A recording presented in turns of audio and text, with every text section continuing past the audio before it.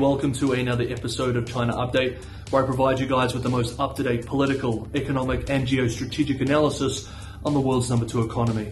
My name is Tony. Let's jump in. Okay, happy Thursday everybody. Of course, it is not a very happy Thursday for Xiaoguo Entertainment Group, the company embroiled in the PLA pun controversy which we covered in yesterday's video. Yesterday, Wednesday, the Beijing Culture and Tourism Bureau fined the company nearly 15 million yuan, $2.1 million US, and, quote, suspended indefinitely commercial performances in Beijing for violating relevant regulations, end quote.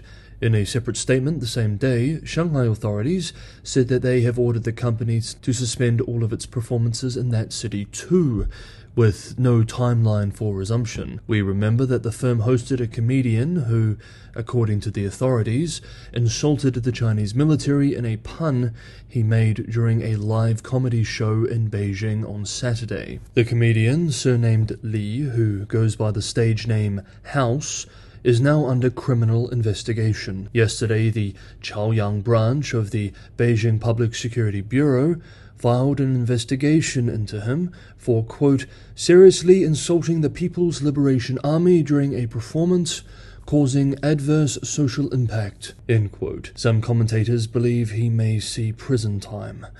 According to state media, at least one other netizen, a 34-year-old woman from northeast China's Dalian, has been detained by local police in connection with the case for posting, quote, insulting remarks about Chinese soldiers, end quote.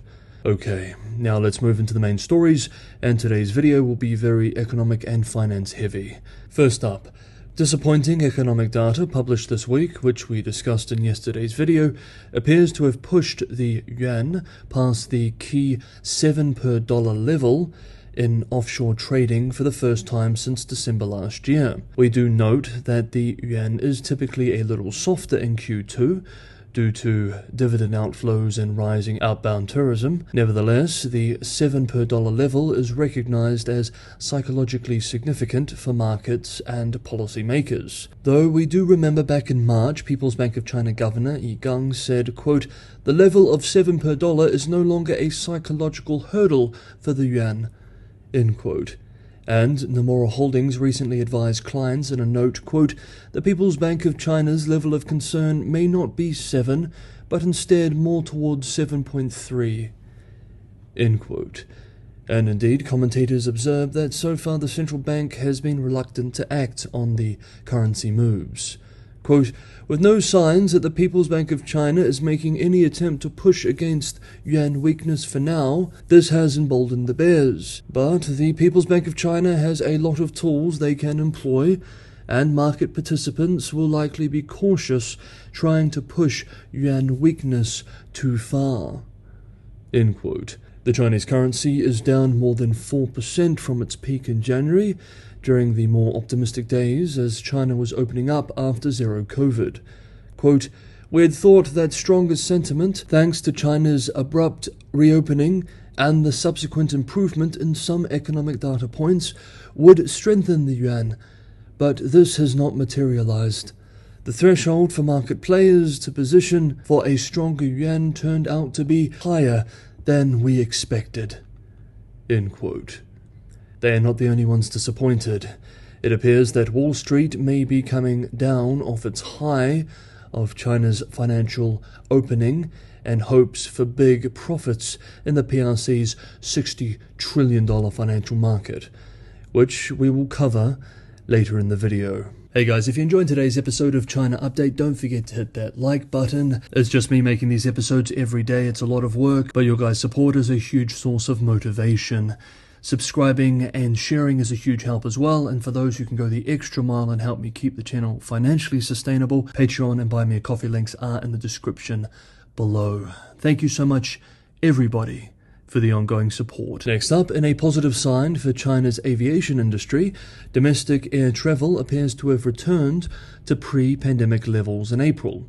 International air travel still remains very much down, though.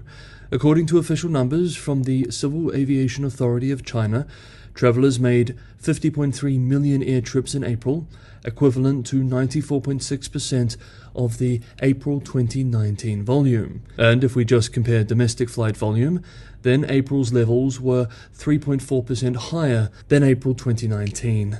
This will be very good news for China's carriers, who we remember were savaged during the zero-COVID years, only surviving due to massive levels of government support. Air China Limited appears to have seen the strongest recovery in April, followed by China Eastern Airlines and China Southern Airlines Co., which was still 8% lower than 2019 levels in April. The key questions now are: 1. Can this rebound be sustained? And 2. When will international travel, which faces a much more difficult geopolitical environment than it did pre-pandemic, also see recovery? According to flight tracking platform Flightmaster, international flights operated in April were still only at 31% of 2019 levels. Next up, and finally for today's video, US-based financial media outlet Bloomberg writes that Goldman Sachs Group Inc. and Morgan Stanley, quote, are among banks scaling back ambitious expansion plans and profit goals as a deteriorating geopolitical climate and President Xi Jinping's willingness to sacrifice economic priorities for security concerns rock the private sector and throttle deal-making, end quote. Goldman Sachs has recently revised projections on its 5-year plan, and Morgan Stanley has abandoned plans to build an onshore brokerage. JP Morgan Chase & Co. earlier this year reduced its China-dedicated headcount, citing business and geopolitical considerations. Quote, this changing calculus makes the cost of doing business in China higher and the rewards much lower. These global banks are vulnerable to political actions that could inflict material financial harm on their franchises and to shareholders, end quote. According to Bloomberg calculations, most of the major Wall Street banks have reduced their exposure to the Chinese market in 2022 year-on-year, though these 4 big banks still had $48 billion in exposure last year. Some analysts have criticized the bank's moves, though, arguing that the geopolitical and China regulatory concerns are simply short-term noises and that the banks should think about the long-term game. However, it is not just US banks that are cooling their attitudes on China.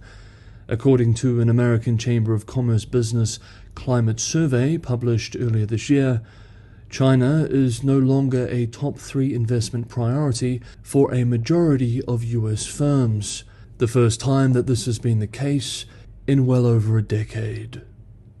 Okay, that is today's episode of China Update. Thank you so much everybody for watching. Have a great Thursday wherever you are, and I will see you all tomorrow.